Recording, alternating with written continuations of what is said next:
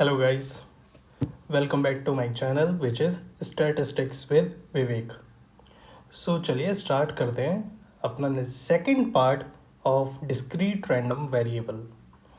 इससे पहले वाले चैप्टर में वीडियो में पार्ट 1 में हमने रैंडम वेरिएबल्स के बेसिक कॉन्सेप्ट को समझा था। देन प्रोबेबिलिटी डिस्ट्रीब्यूशंस के बारे में हमने जाना था कि like what do you mean by the P X and P X equals to X. Okay, then उसके बाद हमने mean and standard deviation of DRV समझा था। Now we are going to cover some basic concepts of the permutation and combinations, binomial probability distribution, hypergeometry, Poisson distribution. So in this video, this is the final video for the discrete random variable. I can say that. So चलिए start करते हैं, but start करने से पहले let's go with some basic concept once again. Okay, so यहाँ पे मैंने एक डेटा से स्टार्ट किया था। उसमें मैंने आपको बताया था कि like what are the possible values X can take. So first of all let's define the X. X is nothing else random variable, and apart from saying that it is a random variable, we can also define that what is the actually the meaning of x in a particular situation. Like x, if x is a random variable, we want to predict number of x is number of vehicles owned by a selected family. Okay,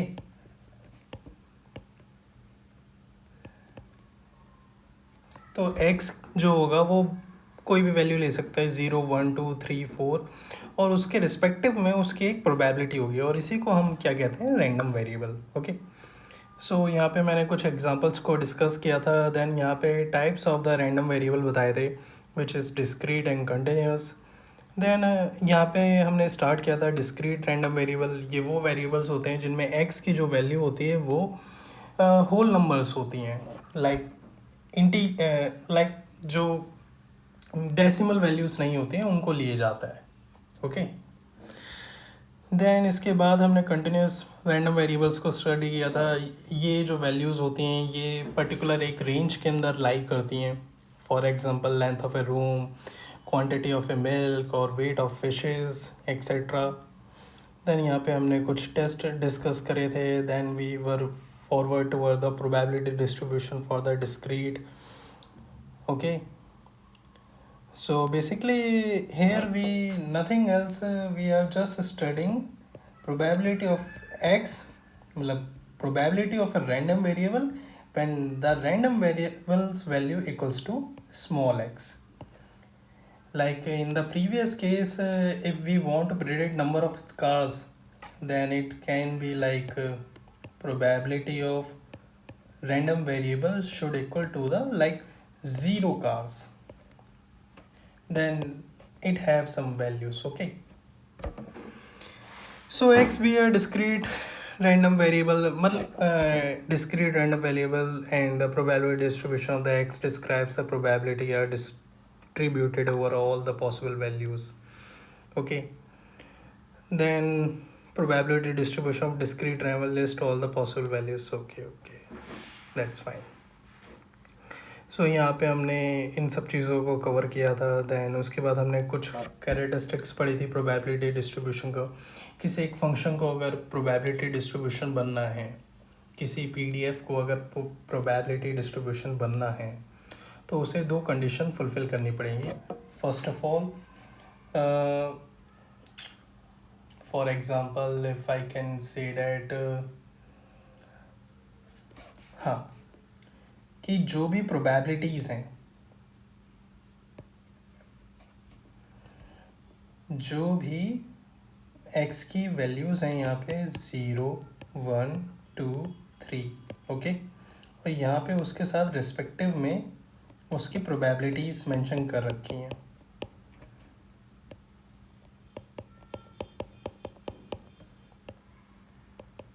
तो ये सारी जो values होंगी ये probabilities की value 0 और 1 के बीच में लाई होनी चाहिए और इन सब का जो सम होता है वो 1 के इक्विवेलेंट होना चाहिए. Then we can say that these are the probability distributions.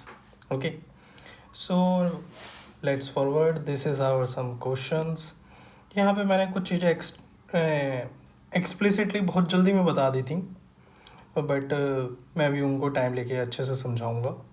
Then we were forward toward the mean of discrete random variables, and last question we did is last concept we are going to start is standard deviation for the discrete random variables.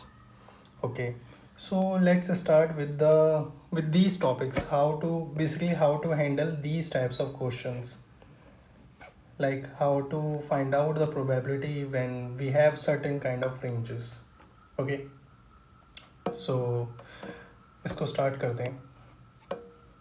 Let's open a blank sheet and my favorite color is white. So देखिए, बहुत simple सा एक फंडा है कि अगर आपका जो रैंडम वेरिएबल है किसी डिस्ट्रीब्यूशन को फॉलो करता है, ओके, अगर आपका रैंडम वेरिएबल किसी डिस्ट्रीब्यूशन को फॉलो करता है तो आपके पास प्रोबेबिलिटीज़ तो दे रखी होंगी उसकी, और नहीं दे रखी हैं तो आप फंक्शन के थ्रू निकाल सकते हो उनको. सिंपल करते हैं. Like if I want to calculate probability of random variable x equals to a. Okay, अब यहाँ पे जो x है ये बहुत सारे random variables को follow कर सकता है, मतलब बहुत सारे probability distributions होते हैं. For example binomial, okay, Poisson, hypergeometric and uniform, geometric etcetera. Okay, और हर किसी डिस्ट्रीब्यूशन का प्रोबेबिलिटी निकालने का फॉर्मूला अलग होता है. For example what is the formula for the PDF of binomial? It is like NCX, sorry, it should be like this: x and x cn p की power x q n minus x. For the Poisson, the probability distribution can be e की power minus lambda into lambda की power x upon x factorial, where lambda is average occurrence. Okay, and same is for the hypergeometric. They have the different PDF formula. And whenever I draw these symbols, especially look, a small f inside the x, a small f inside x, these are purely mean to be like probability of x equals to probability of random variable x at the point of x, and this x can be any value, 0, 1, 2, anything. Okay, तो यहाँ पे थोड़ा सा simple करते हैं. तो मैंने आपको क्या बताया? मैंने आपको बताया अगर आपके पास ये है तो आप इसकी प्रोबेबिलिटीज निकाल सकते हो. लेकिन अगर आपसे बोला जाए कि प्रोबेबिलिटी निकालो x is greater than a और x is less than a, then x falls under some ranges, then how can we just calculate them? देखिए, बहुत सिंपल सी बात है. ये डिस्क्रीट रैंडम वेरिएबल हम पढ़ रहे हैं तो जाहिर सी बात है मैं इनको एक लाइन पे शो कर सकता हूँ. फॉर एग्जांपल कार के केस के बारे में बात करते हैं. ठीक है, कार के केस के अंदर एक फैमिली के पास 4 ऑप्शंस हो सकते हैं, या तो 0 या 1 या 2 या 3 या 4. और इससे इन सब की एक अलग अलग वो थी, क्या कहते हैं, प्रोबेबिलिटीज़. मैं मान के चलता हूँ कि ये जो रैंडम वेरिएबल है कि number of cars a family own, number of cars family own, this follows a uniform distribution. ठीक है, family have, okay, this follows a normal uniform distribution, okay. और यूनिफॉर्म डिस्ट्रीब्यूशन को अगर ये फॉलो करता है तो यूनिफॉर्म डिस्ट्रीब्यूशन की एक खास बात होती है कि यहाँ पर प्रोबेबिलिटीज हर एक वेरिएबल की सेम रहती हैं. In this case I want to consider them like 1/5, okay, कि 0 की भी प्रोबेबिलिटी जो है वो 1/5 है, 1 की भी 1/5 है, 2 की भी 1/5 है, फॉर द ईजी अंडरस्टैंडिंग. ठीक है, ये जो कॉन्सेप्ट मैं बता रहा हूँ ये हर एक केस के लिए अप्लाई हो जाएगा. इस केस के लिए भी, इस केस के लिए भी और इस केस के लिए भी. अगर मैं a से ग्रेटर देन निकालना चाहता हूँ, probability which is greater than a, तो मैं कैसे निकालूंगा? यहाँ पे a की वैल्यू को मैं दे देता हूँ 2, ओके, कि मुझे वो प्रोबेबिलिटी निकालनी है कि जब नंबर ऑफ कार्स 2 से ज़्यादा हों. तो मैं किसके बारे में बात कर रहा हूँ? 3 और 4 के बारे में. ठीक, तो ये कैसे निकालूंगा? 3 और 4 की प्रोबेबिलिटीज़ को प्लस कर दूंगा. ठीक है, या फिर मेरे से बोला जा रहा हो कि प्रोबेबिलिटी निकालनी है 2 से कम वालों की. 2 से कम वाले कितने होंगे? ये होंगे. ठीक है, इनकी को ऐसे निकालेंगे, 0 और 1 की निकालेंगे इस फॉर्मूले की हेल्प से और उन दोनों को प्लस कर देंगे. ठीक है, और अगर मुझे रेंजेस में बोला जाए तो मैं एक जनरल फॉर्मूला है उसको फॉलो कर लूँगा, which is like probability of x is equals to, like let's draw sheet, probability of x, sorry, a x p, okay, then it can be coined as, देखिए ये वाला पार्ट सेम रहेगा. फॉर्मूले की ट्रिक बता रहा हूँ याद करने के लिए कि ये वाला पार्ट सेम रहेगा, ओके, माइनस इस वाले पार्ट का साइन बदल देना है, लाइक इसका अपोजिट साइन. इसका अपोजिट साइन आएगा आपके पास x इज, अभी x बड़ा है a से, अभी x को छोटा कर दो a से. इक्विवेलेंट का निशान था, इक्विवेलेंट का निशान हटा दो. आपको ये कैलकुलेट करना था, ये कैलकुलेट करना था, आप निकाल लोगे. एक और रिलेशन होता है, if x is greater than a then we can also write it as probability of x is less than a, and this can be true for both these options. Okay, तो चलिए अब इसको यहाँ पे pause करते हैं, अब आगे बढ़ते हैं. Mean of discrete random variable. ठीक है, देखिए डिस्क्रीट है तो समीशन यूज़ कर रहा हूँ, और अगर कंटिन्यूस होता हो तो मैं इंटीग्रेशन का साइन यूज़ करता. पहली बात, यहाँ पे क्या बोला है? Mean of discrete random variable. अब आपके पास एक रैंडम वेरिएबल है x, ठीक है, आप उसका मीन निकालना चाहते हो. उसका जो मीन होता है उसका एक ही फॉर्मूला होता है. उसके मीन का फॉर्मूला होता है कि x into probability of x. This is the formula, ये याद करके चलो बस. अगर मुझे मीन निकालना है तो उसका फॉर्मूला क्या है? सारे वैल्यूज जो हैं like x1 x2 x3 x4 उन सबको मल्टीप्लाई कर दो उनकी प्रोबेबिलिटीज से. ठीक है, और उन सबको सम कर दो. तो ये जो फॉर्मूला निकल कर आएगा आप लोगों के पास, ये क्या कहलाएगा? ये कहलाएगा मीन. ठीक है, अब इस मीन की ना अलग कहानी है. ये जो मीन होता है ना, इसको हम एक्सपेक्टेशन ऑफ एक्स भी बोलते हैं.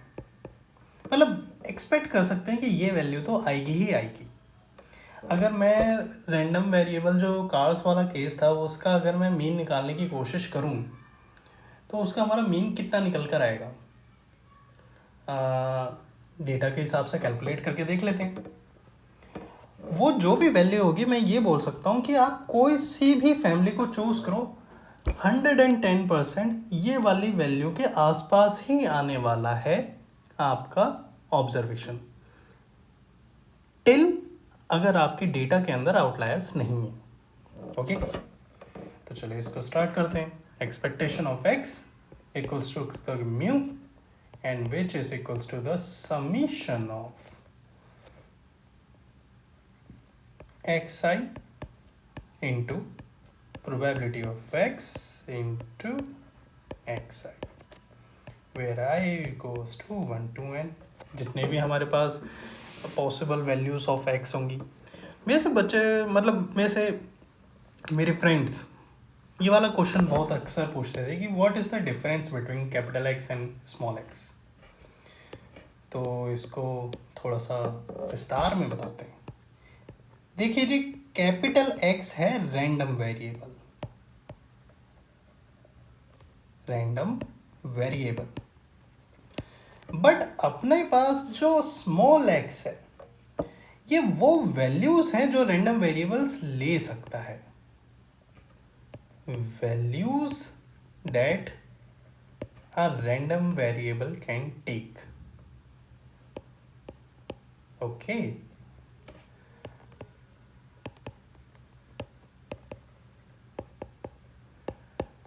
चल ये वाला फॉर्मूला बहुत याद रखना। ये फॉर्मूला ही हम यूज़ करने वाले हैं अपनी सारे प्रोबेबिलिटी डिस्ट्रीब्यूशंस का मीन और वेरिएंस निकालने के लिए। ठीक है, तो चलिए आगे बढ़ते हैं। क्वेश्चन आ गया। क्वेश्चन में क्या बोला है? मीन निकालना है ब्रेकडाउन्स पर वीक का। डेटा दे रखा है फॉर दिस मशीन, हमें सिंपली क्या कैलकुलेट करना है, मीन निकालना है। मीन बोलो, एक्सपेक्टेशन ऑफ एक्स बोलो, ये सब बाद की बातें हैं भाई लोगों। Sorry for the inconvenient language. I mean to say that आप कोई से भी स्टार्ट करो, कोई सा भी क्वेश्चन स्टार्ट करो, फर्स्ट ऑफ ऑल आप अपना रैंडम वेरिएबल डिफाइन करिए। क्वेश्चन में क्या बोला है? Find the mean number of breakdowns per week for this machine. तो हमारा रैंडम वेरिएबल क्या हुआ? Number of breakdowns per week. Okay, X को डिफाइन कर देते हैं। X is number of breakdown per week. Okay, यहां से आपकी गाड़ी इतनी स्मूथ हो जाएगी ना, आपको विश्वास नहीं होगा। एक्स आपको पता चल गया क्या? अब इसके बाद उसने क्या पूछा है आपसे? मीन पूछा है, मीन पूछा है, ठीक है, डेटा दे रखा है, मीन निकालना है। मीन का फॉर्मूला आपको अभी मैंने बताया, expectation of X equals to mu equals to summation of X I into P X I. मैं थोड़ा सा इसको यहाँ से शिफ्ट करता हूँ और वेट, मुझे शिफ्ट करने की ज़रूरत नहीं है, मुझे कट करने की ज़रूरत नहीं है, मैं यहाँ पे भी लिख सकता हूँ। हाँ, देखिए मेरे टीचर्स मुझे बहुत मारते थे जब मैं मारते नहीं थे, डांटते थे कि मैं बहुत अजीब तरीके का समीशन का निशान बनाता था। मैं उस टाइम पे ग्रेजुएशन के टाइम पे कुछ इस तरीके का समीशन का निशान बनाता था। वेल एक्चुअली मेरे ऑफिशियल पेपर्स के अंदर ये थोड़ा सा डिस्टर्बिंग हो सकता था, नंबर कट सकते थे, बट ये नहीं करना चाहिए। प्रॉपर निशान है समीशन का दिस। ओके, नोटेशंस रहने देते हैं। तो चलिए स्टार्ट करते हैं। फॉर्मूला क्या था हमारे पास? Summation X I into X equals to I. Okay, तो यहाँ पे हम वैल्यूज़ डालना शुरू कर देते हैं। एक्सपेक्टेशन ऑफ एक्स क्या निकल के आएगी हमारे पास? थोड़ी सी ब्राइटनेस लो आप, सही।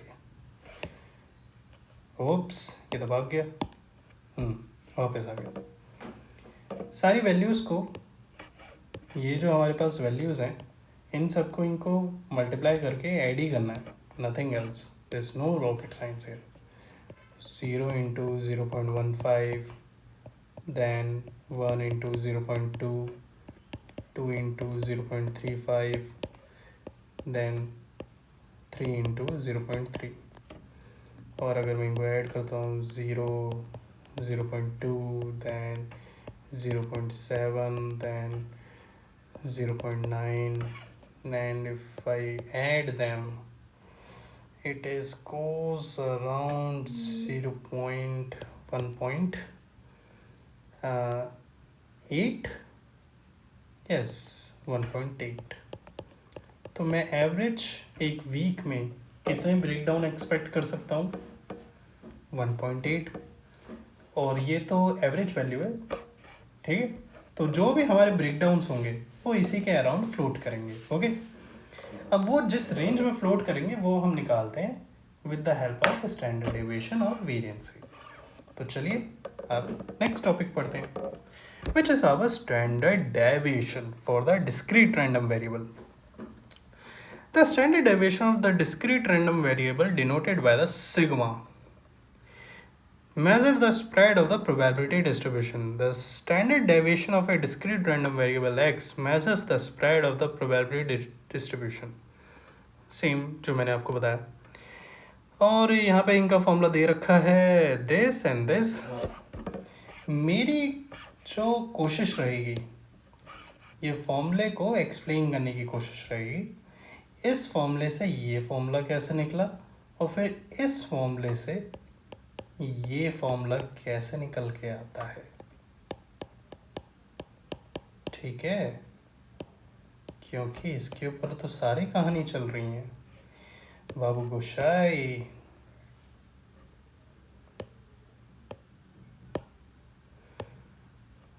चलिए टेक का कुछ फ़ायदा हो रहा है, ठीक है। तो सबसे पहले फॉर्मूले को एनालाइज करते हैं। देखिए मेरा मानना ये है, कोई सा भी फॉर्मूला दिखे ना, एक बार उसको निहार, उसको देखिए वो किस तरीके का दिख रहा है।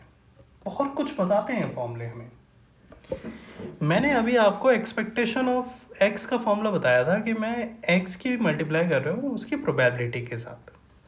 अब अगर मैं ध्यान से देखूँ इस फॉर्मूले में क्या हो रहा है कि मैं एक्स को माइनस कर रहा हूँ मीन से, मैं स्टैंडर्ड डेविएशन निकाल रहा हूँ। स्टैंडर्ड डेविएशन का क्या मतलब है कि डेटा कितना स्प्रेड है, कहाँ से डेटा। मैं एक रबर बैंड को अगर खींचता हूँ, ठीक है, ये मेरे पास रबर बैंड है और ये अभी इसकी ओरिजिनल लेंथ इतनी है, अभी मैंने इसको इतना खींच दिया, तो मैं बोलूँगा कि मेरा जो रबर बैंड है वो स्प्रेड ज़्यादा हो गया। कहाँ से? मीन वैल्यू से, जो उसकी एवरेज वैल्यू थी, बीच में से। और सेंटर में कौन लाई करता है हमेशा? मीन। डेटा के केस में सेंटर में हमेशा लाई करता है मीन, अगर आउटलायर्स नहीं होते हैं तो। That's good. तो यहाँ पे हम क्या कर रहे हैं कि हर एक वैल्यू में से मीन माइनस कर रहे हैं, उसका फिर स्क्वायर कर रहे हैं। एक बार स्क्वायर हो गया तो फिर उसको प्रोबेबिलिटी से मल्टीप्लाई कर देते हैं, ठीक है। तो एक वैल्यू निकल आएगी, फिर उसका अंडर रूट ले लेते हैं। अंडर रूट सिर्फ इस वजह से लिया गया ताकि ये स्क्वायर को मैं मिनिमाइज कर सकूं, इसका इफेक्ट कम कर सकूं। थोड़ा बहुत इफेक्ट उसका प्रोबेबिलिटी के ऊपर भी आएगा, बट काम चला लेंगे उससे, ठीक है। सिंपल सा फंडा समझ आया कि मैंने एक वैल्यू को पहले उसके मीन से, फॉर एग्जांपल अगर मेरा मीन 10 था और मेरी जो दूसरी वैल्यू थी वो 15 थी, तो मैंने क्या किया, मैंने 15 को माइनस कर दिया है 10 से, जो कि मेरा मीन था, बीच में सेंटर में लाई कर रहा था, ठीक है। और मैंने माइनस करने के बाद इसका स्क्वायर लिया, 5 का स्क्वायर लिया, फिर उसके बाद उसका अंडर रूट ले लिया, तो डिफरेंस तो वही रहा ना। मैंने एक तरीके से स्प्रेड ही तो देखा। थोड़ा बहुत इफेक्ट इसका प्रोबेबिलिटी के ऊपर आएगा, लेकिन ज़्यादा नहीं आएगा, ठीक है। चलिए अब थोड़ा सा हाथों को आराम देना बंद करते हैं और इस फॉर्मूले की थोड़ी सी डेरिवेशन समझ लेते हैं। देखिए स्टैंडर्ड डेविएशन का जो हमारे पास फॉर्मूला दे रखा है वो कुल मिला के कुछ ऐसा है।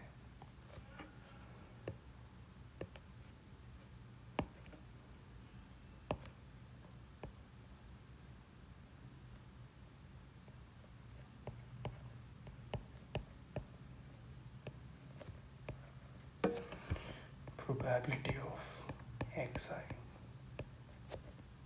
ठीक है, यही फॉर्मूला है। तो अब इस फॉर्मूले को थोड़ा सा चेक करते हैं। इस वाले पार्ट को मैं खोल रहा हूँ। a माइनस बी का होल स्क्वायर का फॉर्मूला याद है आप लोगों को, which is nothing else a square plus B square minus 2ab। ठीक है, तो अभी मैं इस फॉर्मूले को वही लिख देता हूँ, इस वाली अंदर वाली टर्म को मैं एक्सटेंड कर रहा हूँ। ठीक है, और एक्स अभी मैं समीशन नहीं लिख रहा हूँ, तो मैं एक्स आई की जगह सिर्फ एक्स लिख सकता हूँ। तो x square plus mu square minus 2x mu. Okay, इसके आगे है प्रोबेबिलिटी। ओके, अब मैं क्या करता हूँ, इस प्रोबेबिलिटी को, हाँ, और इसके आगे है समीशन। ठीक है, अब समीशन को लिख लेते हैं। अब यहाँ पे मैं क्या कर रहा हूँ, इस पी एक्स को मैं सब में मल्टीप्लाई कर दूंगा। ठीक है, अगर मैं इन सब में मल्टीप्लाई करता हूँ तो देखते हैं वैल्यू क्या आती है। P x into x square, देखिए एक्स के साथ आई लगा हुआ है, ये याद रखना क्योंकि वो समीशन का पार्ट है। तो x square into P x, ये एक टर्म हो गई। फिर mu square into P x, summation के अंदर ही चल रहा है सब कुछ, अभी भी समीशन से कुछ बाहर नहीं गया। 2x mu into P x, ये पूरी की पूरी टर्म अभी भी समीशन के अंदर है। समीशन के बाहर कैसे ले जाएंगे, समीशन को अंदर ले जाएंगे। ठीक, अब इस समीशन को हम अंदर लेके जा रहे हैं। ठीक है, हर एक टर्म के साथ जाएगा ये। ठीक है, और देखते हैं क्या होता है।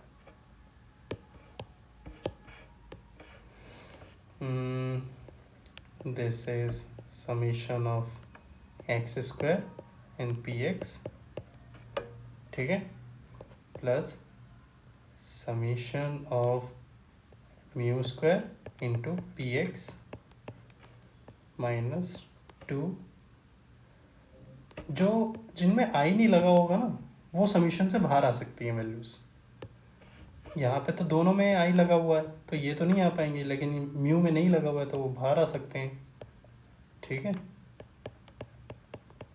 ऐसे लिख सकते हैं, then 2 mu summation P X. एक मज़ेदार बात, यहाँ तक समझ आया? कुछ गड़बड़ हुई है, यहाँ पे x था ना, तो यहाँ पे भी x आएगा, सॉरी। ठीक है, अब ठीक है। अब ये वाला जो फॉर्मूला है ये आपका बन रहा है, देखिए समीशन ऑफ पी एक्स आई, मतलब सारी प्रोबेबिलिटीज़ को जोड़ेंगे तो वो तो आंसर 1 आएगा। ठीक है, तो ये तो 1 हो गया। और ये वैल्यू जो हुई है, ये वैल्यू, इस वैल्यू का कुछ एक्सटेंड कर सकते हैं क्या हम? अभी तो समझ में नहीं आ रहा। हमारा जो फाइनल फॉर्मूला है वो कुछ ऐसा दिख रहा है कि देखिए, मेरे पास ये आ गया है, मेरे पास ये भी आ गया है, लेकिन मेरे पास एक वैल्यू की कमी होनी चाहिए। तो देखते हैं कुछ कटता है या नहीं कटता है। अरे हाँ, कट तो रहा है, मैंने ही नहीं देखा। देखिए, ये जो पूरी वैल्यू है, ये पूरी की पूरी वैल्यू, ये वाली, ये एक्चुअली में म्यू ही तो है। एक्सपेक्टेशन ऑफ एक्स और म्यू यही तो होता है।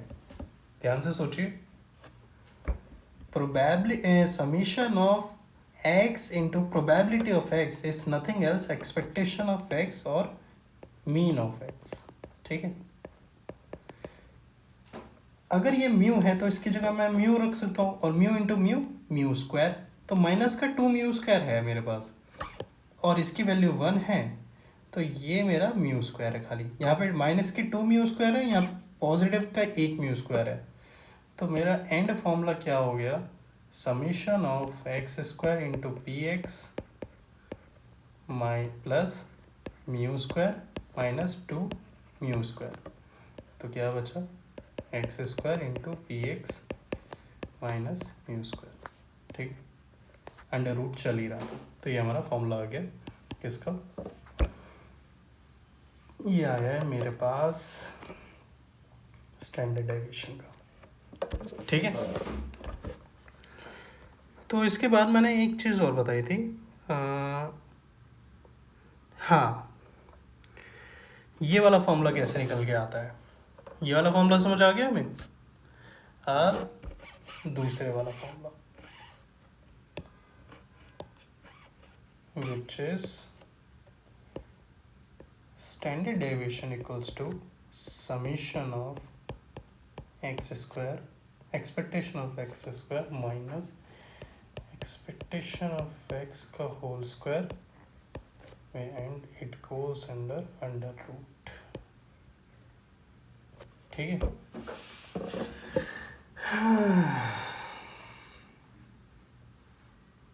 बहुत आसान चीज़ है भाई, ये वाला फॉर्मूला याद है, ये क्या चीज़ थी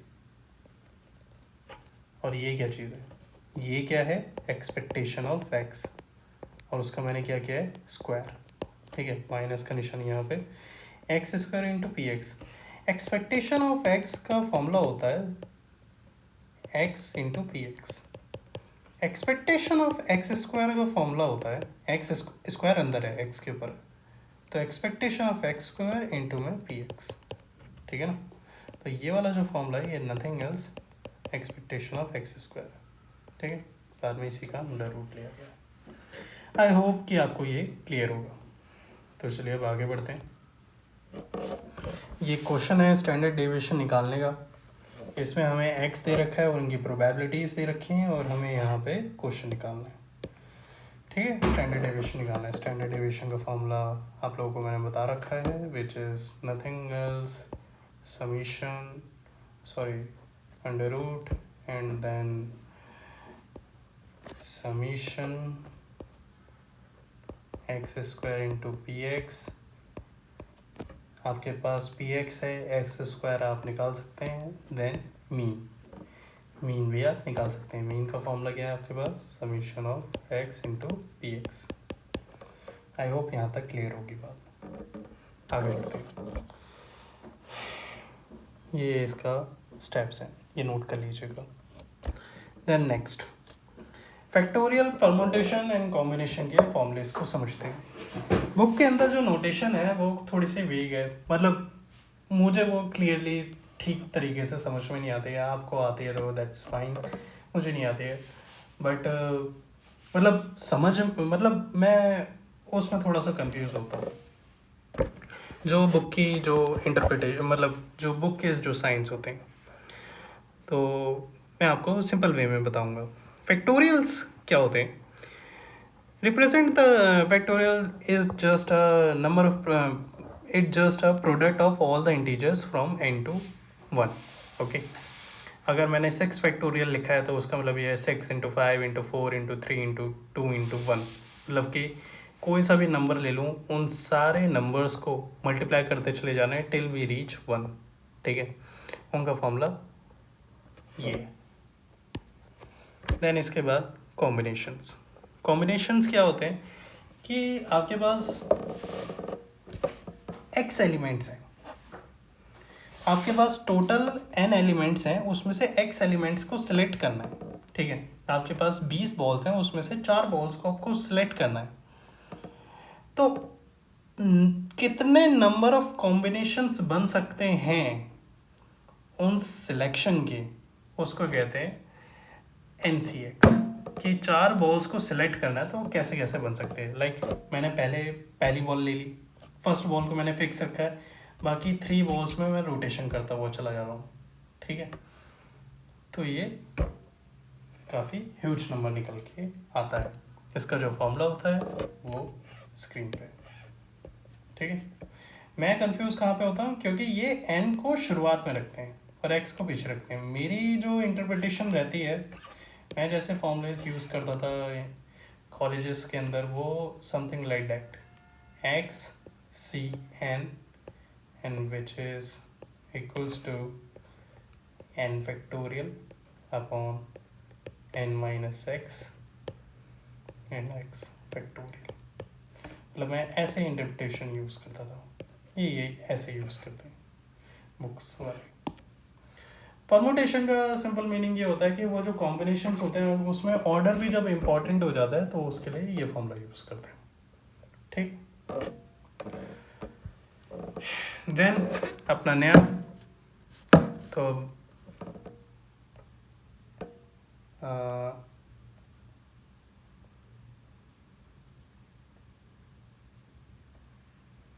प्रोबेबिलिटी डिस्ट्रीब्यूशंस को स्टार्ट करते हैं। बट आई थिंक आज थोड़ा सा लेट हो गया है।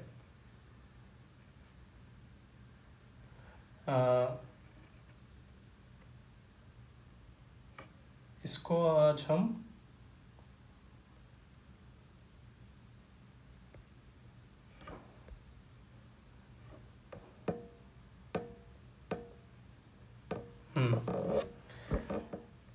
थोड़ा सा लेट हो गया है पीछे के टॉपिक्स को कवर अप करवाने के चक्कर में, बट कोई नहीं, आज यहाँ तक ही रखते हैं। वो भी चीज़ें ज़रूरी थी, एक वीडियो और बना लेंगे इसके ऊपर। इसके अंदर मैं प्रॉपर अब इसमें आपको समझा, लाइक वो सब चीज़ें बेस बनाने के लिए ज़रूरी थी आई गेस। बट अब अपने जो न्यू टॉपिक्स हैं लाइक बाइनोमियल डिस्ट्रीब्यूशन, देन उसके बाद उसके कुछ क्वेश्चंस, देन हाइपरज्योमेट्रिक, तो इन सब के लिए थोड़ा सा मुझे एक्स्ट्रा टाइम लगेगा। और मैं वीडियोस पर्टिकुलरली बहुत ज़्यादा लंबी नहीं बनाना चाहता हूँ, दैट्स वाई कि अब यहाँ पे पॉज करते हैं। तो चलिए, thank you so much video देखने के लिए, मेरे साथ बने रहिए, मैं आपको पूरा का पूरा डिस्क्रीट रैंडम वेरिएबल अच्छे से समझा दूँगा। Thank you so much. आप वीडियो को लाइक कीजिए, चैनल को सब्सक्राइब कीजिए।